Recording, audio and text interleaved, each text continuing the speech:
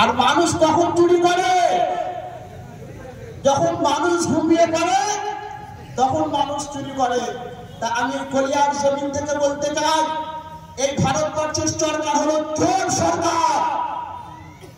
ভারতবর্ষের সরকার হলো চোর সরকার। মোদী সরকার আমাদের গায়ে মেরেছে, মুসলমান সহ্য করে নিয়েছে, মুসলমানের পায়ে মেরেছে, মুসলমান সহ্য করে নিয়েছে, মারতে মারতে মুসলমানের গলিগায় আঘাত করেছে। হিন্দু পরিবার, চুর পরিবার ছাড় দিয়ে হবে ইনশাআল্লাহ, ইনশাআল্লাহ।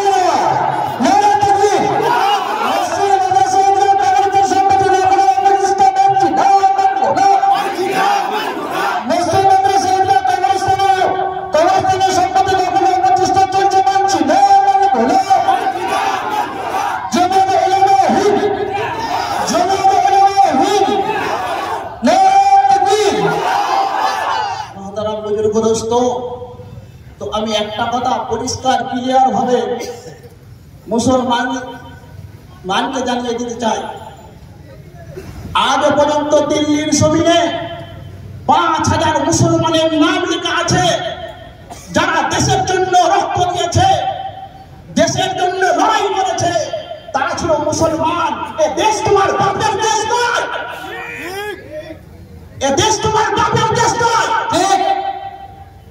যেমন মুসলমানের যেমন ক্ষমতা আছে, হিন্দুরা যেমন ক্ষমতা আছে, সমস্ত জাতি মিলে ব্রিটিশদেরকে এই দেশ থেকে বিতাড়িত করেছে।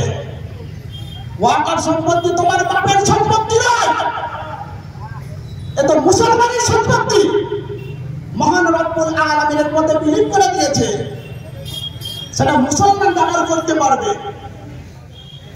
মুসলমানকে মারতে মারতে তুমি মুসলমানের কলিজায় আঘাত করেছো।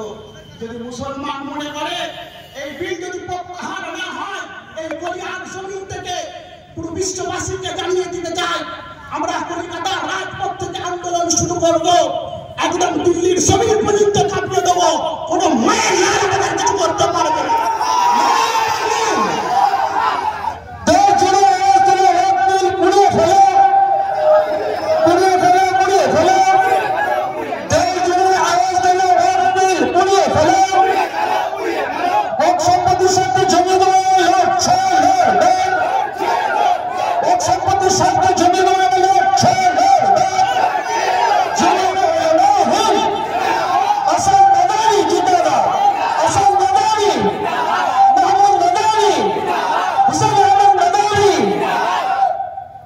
মুসলমান ভুলে গেলে চলবে না। এখনো কিছু মুসলমান আছে ওয়াকার মানেই জানে না, ওয়াকার মানেই জানে না। তারা বলছে পাস হয়েছে। আরে বাবা, কিছুদিন পরে যখন তোমার বাড়ির কেউ মারা যাবে, মাটি দেবার কবর পর্যন্ত পাওয়া যাবে না, মাটি দেবার কবর পর্যন্ত পাওয়া যাবে না। এ মুসলমান ভুলে গেলে চলবে না। যদি দরকার পড়ে মাথায় কাপড়ের কাপড় মেলে কলকাতার রাজপথ থেকে আন্দোলন শুরু করব, একদম দিল্লির জমিন পর্যন্ত কাঁপিয়ে দেবো।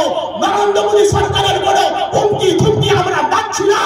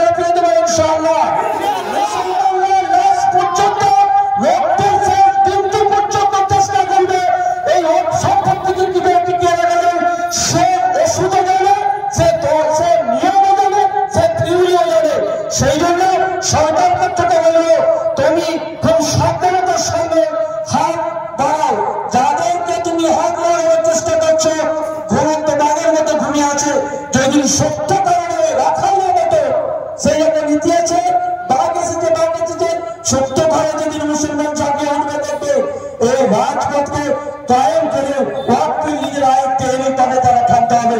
তার জন্য আমার সকলে তৈরি হয়। 10 এপ্রিল কলকাতা রামলীলা ময়দানে ওই ওই সভাকে সকলে যাওয়ার জন্য অধীর আগ্রহে অপেক্ষায় থাকবেন।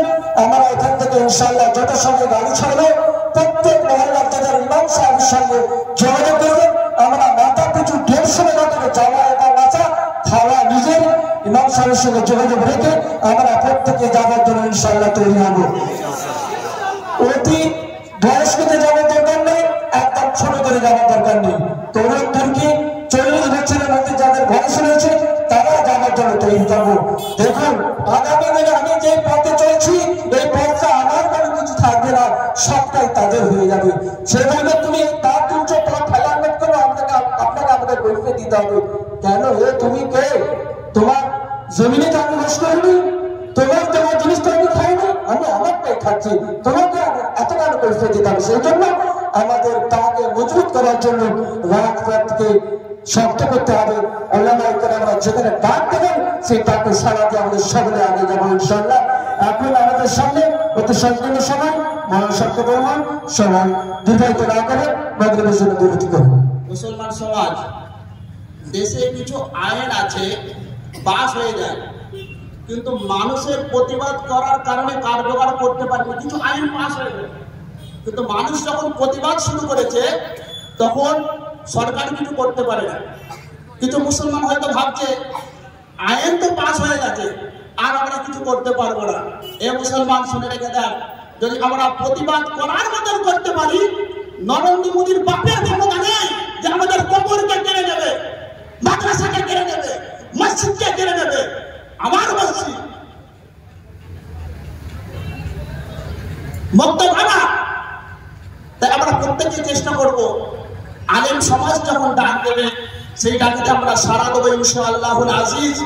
যদি সাড়া দিতে পারে তাহলে কিন্তু মরার পরে কবর দেবার জায়গাটা পাবে, আর যদি ঘরের মধ্যে বসে থাকে মরার পরে কবর দেবার জায়গাটাও পাওয়া যাবে না।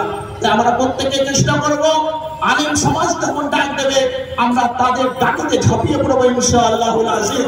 নারে তাকবীর, নারে তাকবীর। এই বলে আমার সংক্ষিপ্ত বক্তব্য শেষ করে দিই। মাগরিবের সময়ের কাছাকাছি। আলহামদুলিল্লাহ ইবাদিহি আল্লাযীনা ইসতাফা মা বা'দ। আল্লাহ রাব্বুল আলামিন আমাদেরকে